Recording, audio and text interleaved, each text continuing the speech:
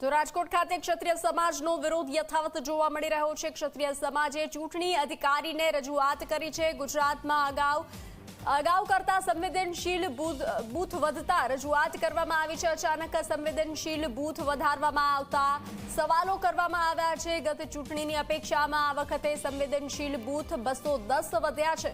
તો ક્ષત્રિય સમાજની વસ્તી વધુ છે ત્યાં સંવેદનશીલ બૂથ જાહેર કરવાના આરોપ લગાવવામાં આવ્યા છે। તો રજૂઆત કરવામાં આવી છે। રૂપાલાને લઈ ક્ષત્રિય સમાજમાં વિરોધ યથાવત જોવા મળી રહ્યો છે।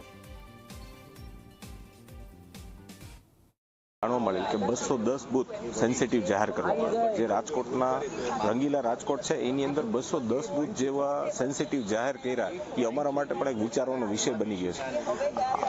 આદર્શ આચાર સંહિતા લાગી ગયા પછી આ બૂથ જાહેર થઈ શકે નહીં। આ શું રાતે કોઈ પણ અધિકારીઓને સપનું આવ્યું હશે કે રાજકોટની અંદર 210 બૂથ સેન્સિટિવ છે?